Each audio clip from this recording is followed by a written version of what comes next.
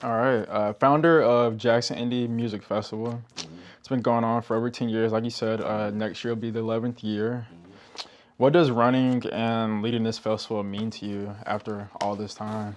This is one of my greatest achievements, one of the things that I'm most proud of. Mississippi is the birthplace of America's music, and it's only appropriate that we have a 7-day music festival here. I was able to perform at South by Southwest and be a part of it, and A3C, that used to be in Atlanta, and music festivals all over the country. And, you know, particularly now you see South by Southwest is kind of dead, and, you know, the whole model for it has changed, and kind of we are still here standing as an independent music festival. You know, I always took the notion that, you know, people are not smarter than we are in other places. I think people tell people in Mississippi that so much that they begin to believe it, but these folks are not smarter than we are. They're just not. You know, we're just as smart as they are. We're just as talented as they are, and that's the attitude that I took when I created Jackson Indie Music Week, is that we deserve to have a music festival here because we're the birthplace of America's music. So we deserve to have an independent music festival here with all the music that we have. And like I said, you know, about 11, 12 years ago, I got a bunch of people in the room and it was like, hey, let's do this. And a few of them was like, yeah.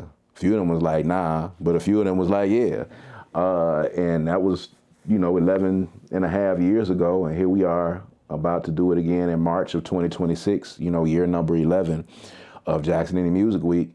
And we have had artists from all over this country that have come to Jackson, Mississippi to be a part of this festival.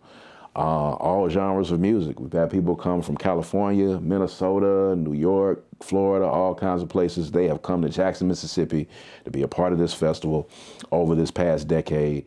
And we put on for independent music. And these people come into town and they stay in hotels, they eat at restaurants, they buy food, they buy merchandise, they buy gas. So these people are coming into town and we're kind of showing, you know, the city of Jackson, visit Mississippi, all of these entities that are sponsors of what we do. We're showing them that, you know, the creative community can be an economic driver for the city as well. And that's kind of the only thing that these people understand. When you're going in and talking to politicians, a lot of them don't get the creative aspect of it. They don't care about the art. They don't care about independent music or what it can do. But if I can show you that if you support this, these people are going to come into town and they're going to spend money here, here, here, and here, then that makes sense to you. Oh, okay, now I get it. All right, well, we'll give you a little bit of money to help us do that. We like the fact that you bring people into town. We like the fact that you spotlight the city. You're giving a positive spotlight to the city. And that's kind of the thing that I've had to do for the past 20 years. Like, I've been one of the people at the forefront of trying to get people in these political offices to understand the impact of the creative community. You know, so I was one of the first people to be able to sit down with the mayors back in, you know, the Harvey Johnson, you know, era and the Frank Milton era, and sit down with them and get them to understand what the creative community actually brings to the city. Actually brings money in. It actually brings people in. It's actually something that you should invest in, because that investment is going to help bring stuff back to the city. And that's kind of what Jackson Indie Music Week, you know what I'm saying, has been, and what we hope for it to continue to be. You know, and it's, like I said, it's one of my proudest achievements just because of the fact that we've been able to keep it going for a decade and more. A lot of things that people have started in this city have not made it this far. I didn't think we would make it this far myself. And, you know, when I get ready to step aside and step away, we've got a good team of people. Danielle Walls, who was a festival, my right hand, my festival director.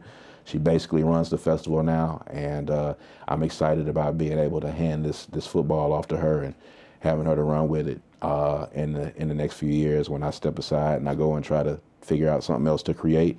But Jackson Indie Music Week is going to live past me. I tell people all the time, you don't really know the impact of something that you have created until it can run without you being there, until it can run without you being a part of it.